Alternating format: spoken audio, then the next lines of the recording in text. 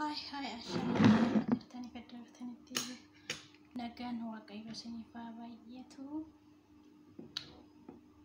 Nagaa fi jaalalli waaqayyo lafa jirtanitti hunduma keessaniif haa baay'atu. Ilmaan Oromoo nagaan koo kabajaaf kan jaalalaa iddoo jirtanitti hunduma keessanii sinaa ga'u sinin jedha. Akka wantoota fuula keenyaaf barbaachisoo ta'an wantoota faayidaa qaban miidhaa tokko malee jechuudha. Wantoota mana keenya keessa jiran itti fayyadamuu wanta dandeenyu kana namni hundi ni beektu.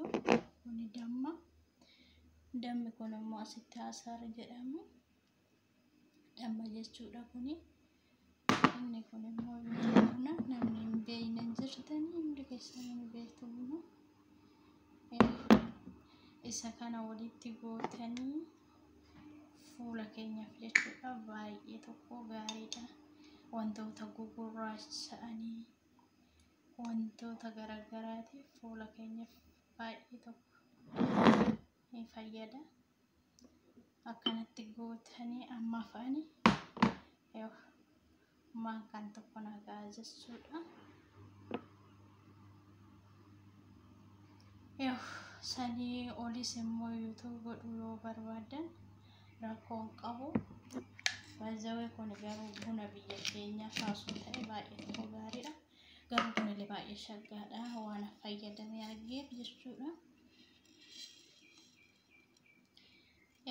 Torban keessatti al lamas al sadis yoo fayyadamtan waan rakkoon qabu jechuudha. Baay'ee tokko waan faayidaa qabu malee waan miidhaa qabu miti. Wantoota fuula keenya gugurraacha'anii wantoota tokko kan namarratti ba'u baay'ee tokko hin balleessa, baay'ee tokko gaariidha.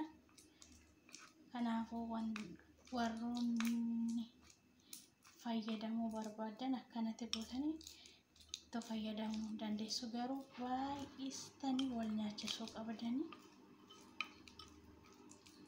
Dammi kun inni hin jira garuu kunis kun oriijinaala baay'ee gurraacha.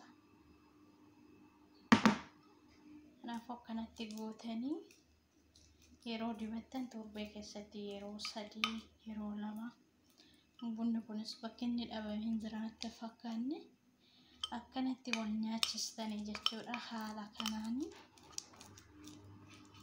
anam akkanatti godhee tanaan dibadha yeroo kamuyyuu fuula kiyya baay'ee tokko jijjiirama na argisiisa jechuudha.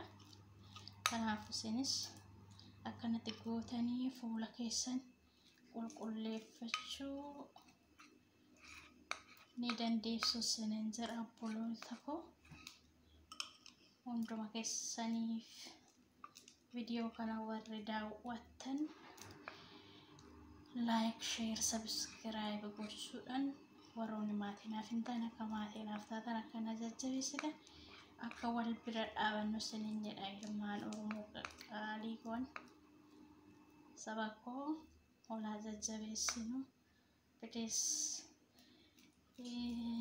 subscribe, like, share gochuun nafaana ta'a. Addisii waan ta'eef YouTuberiin kootillee sinin jedha. Kenoo haala kana wal nyaachisin jiraani hin baay'ifnellee jechuudha. Waan ammaatii fi haala kana fayyadamuu dandeessu sinin jedha. Obloota koo haga viidiyoo biraatiif walitti deebinutti bye sinin jedha. YouTuberiin koo YouTube jedha. Warroonni haarawaa taatan subscribe, like, share gochuun koomentiidhaanis na jajjabeessa sinin jedha. Haala kanaan fayyadamuu dandeessu hundumti keessan. Fuulaaf baay'ee tokko gaariidha. Miidhaa tokko illee hin qabu. Dammas kama beektanii kunis buna baay'ee fuula wantoota gugurraacha'anii ija jalatti fa'aa wanta tokko fuula namaatti irratti xabaasa baay'ee tokko gaariidha jechuudha. Kireemii maal bitee kan bitamu sun taane wantoota mana keessa jiranirra haala kanaan akka fayyadamtanii sinin jedha. Iddoo jirtanitti oolmaa gaarii bye.